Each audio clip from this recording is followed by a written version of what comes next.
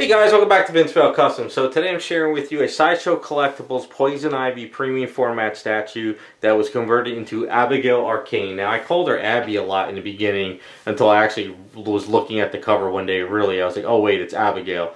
I didn't know who this character was, but she is supposedly Swamp Thing's girlfriend slash wife.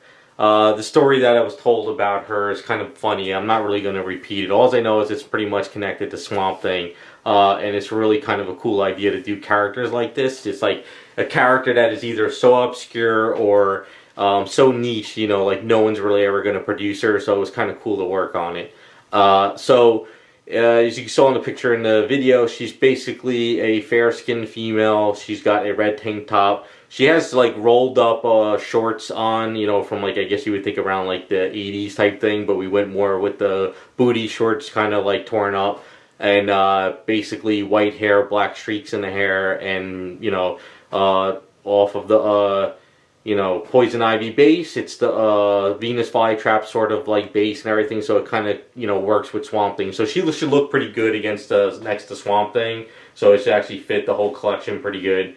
Now you may be wondering what's in her hand. So what I was told is like the food they eat is sort of like a sweet potato. But it's kind of like the old school coloring was kind of almost looked like a pumpkin. So what I did is, when I was working on a shirt or shorts, I forgot when, I had a bunch of A's left and it was starting to really toughen up pretty well. So what I did is I rolled it up to make it look like a potato and I put it in her hand. And what it did is it didn't really stick to her hand and it sort of started to sink down. So it got to the point where it's got like finger marks on it, but it doesn't actually like fall out of her hand, which is kind of cool. So I didn't have to worry about gluing it or you know, putting a magnet in there. So this way he can display it with it in her hand and with it out. So that kind of worked out pretty well. Now if you look at the original artwork, she did have a lot of leaves on her stomach area into her crotch. And then also she had no bra on, so her chest was kind of like separated, like free, like she was basically almost in her birthday suit.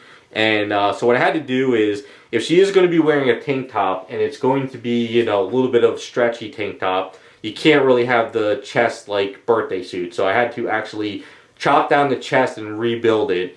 And what I did is I sort of did it where the tank top is like almost stretching to the point where it's kind of like tight and holding them in, just like a regular tank top for a female, you know. So once I rebuilt the chest, I sort of just started adding the tank top with the, you know, stretch marks and everything. And then also over here, when you have these straps on top of her shoulder coming down, like if you ever see companies and like sculptors sculpt it, they always kind of like sculpt it coming down into the muscle and around. Reasons why a lot of them do that is because of production. You can't make 1,000 of them with it sticking up top and then trying to like mold and cast and getting all your mold, you know, stuck in there and carrying it and stuff. So that's why a lot of these companies and stuff do that. If you were to see the shirt under there, you can see a huge gap underneath here, and also if you look down into her cleavage area, you'll see a big gap. That, like, factories would try to sculpt it in the sense where you really don't have that and risk all the mold being like a nightmare. So doing one of a kind, you kind of get away with that. But what I did is I filled in the back a little bit too, because, you know, if you have a shirt on, you're not going to see in deep muscles and, you know, everything. So I filled in like a lot of that. I added wrinkles and everything, added some wrinkles and stretching around there. You wanted to give her a little bit of nipple action, so I kind of did that with, you know, tightening around there and everything. So it worked out pretty good. Once I got the shirt done, though, I had to actually chop up the hair because the hair was made for the old chest. So when I did this, it was pushing the head backwards. So I had to chop out the hair and sort of re-sculpt it in a way where it works. Now, he did want to do a second head for this off of a different statue. But after we talked about it and everything, it just would have been a nightmare. And also, I really like this hair and head on the statue. I think it just works perfect with it. I like the way it's flipped, and it just looks really great. But one of the things I mentioned to him is, like, we could do a second head, but since this is a custom statue, I would actually have to chop this hair to the point where it's actually not even touching any of the paint. So it would look like the hair is flowing over her, because if you were to take this head off and put on the other head, if this head actually scratches any of the paint, you'll see it. That's one of the things that is very hard with statues when you do customs, is that if you're going to have something touching paint over here, but you want to have a switch out that doesn't, you might scratch and rip up that paint. So it's very hard for a lot of these like change of arms and heads and stuff like that that might do that. But after we got done talking and everything, he decided not to. But like I said, I really like this head more. I just love the way Sideshow sculpted this hair. I love the way it flips over. It's really sexy and it works pretty good. Now, as far as her shorts go, this is just sort of like the first Poison Ivy from Sideshow, where she's got her hands up in the air and in her hair. She had a lot of leaves on her, so what I had to do is I had to chop down those leaves and rebuild her skin.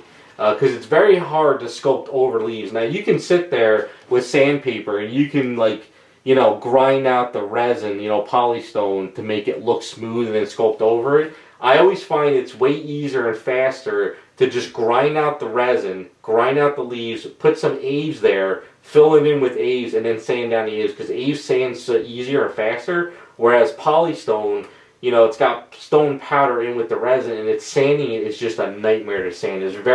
You can do it, but it just takes so long to do it. And I just learned my lesson. Just grind it out, rebuild it with Aves, and then sand the Aves down. It just goes way faster. I can get it done faster than trying to sit there. Like if I was to sand down these like vines, because say if you didn't want all these vines and stuff on here, this stuff you could probably sand down. It takes a while and with sandpaper, but all that leaves up in here, all the leaves are around there, it just takes forever.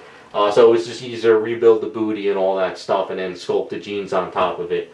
Now, one of the other things too is the jeans. We did sort of that ripped jeans look on the back.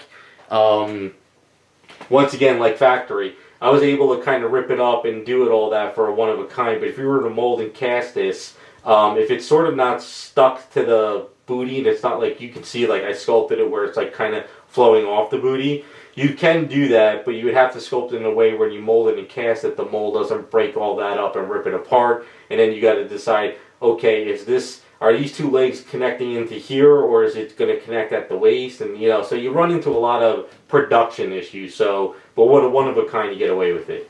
Now, one of the cool things about the whole item was he wanted to keep the vines on her, which was a great idea. So I like the idea that the vines are going underneath her booty, inside the shirt, and all that stuff. So it worked out really, really well. Now, as far as paintwork goes, pretty straightforward.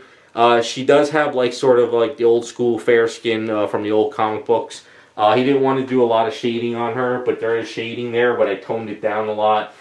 She's supposedly a like she's not she takes care of herself as a woman, so she likes to, you know, have nice hair, makeup and stuff from what I understand. So we did you know, red fingernails on her. I did give her, I made the cheeks pop out a lot. I didn't give her crazy eye makeup, but there is enough there to make her look like she takes care of herself, even though she's in the swamp. Lips are kind of like, not natural, but not heavy lipstick, so it's kind of in between, you know, just to kind of work. And then basically red tank top, you know, the jeans. One thing I always tell people with jeans, look at your jeans in your house. They're not just blue out of the bottle like a bright blue.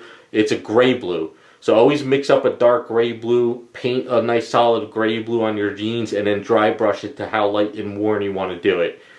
Stay away from just putting blue paint onto your jeans. You always mix a gray blue. It'll make a world of a difference. So it looks a little bit more natural that way. The hardest part of the whole project, though, I would say, is the vines. Painting all those vines. It's just a matter of I did the skin first. Once the skin was done, I sat there, woke up in the morning, got myself a cup of coffee, put on some music, or listened to some like alien videos and stuff, or government conspiracy stuff, just kind of pass the time, and sit there and just paint away. Just take my time, paint all those veins. Once all the vines and everything were done, then I did the tank top, I did the jeans, you know, worked on the head, and then from there. Now, as far as her hair goes, I did a silky white. He didn't want to do flat white, which is kind of a good idea. So it's pretty much white with some grays in there. And then I kind of hit it with a pearl. And then when I did the black for him, we went ahead and did a little bit of a pearl on the black to make that silky. So it pops out a little bit more. Now, we did go back and forth, which I always do this with clients. We go back and forth to make sure we're on the same page. I said, you know, I'm going to paint up the black streak. So when I looked at the artwork, she has a black streak right about here that comes down, and then she has another black streak over here that comes down. But the way this hair is sculpted, she has her hair flipping over here. So my idea was, okay, if the hair is flipping this way, you're not going to see the black streak over here, but you'll see it underneath the hair. So what I did is I said, okay, I'm going to paint up the hair. So I painted this black, and I took that streak and I brought it back underneath there. So it kind of goes back in there. But I figure if this streak is underneath this hair here, we're going to have it come underneath this cool little wisp here. So he liked that idea, but then he gave me a Photoshop and he says, well, what if we have it over here and it comes down around there? I said, we can. It's up to you if you want that. But I said, you know, it's, you know, we're going to be painting black on over white, and if you decide you don't want it, we got to go back and it's going to look pretty bad.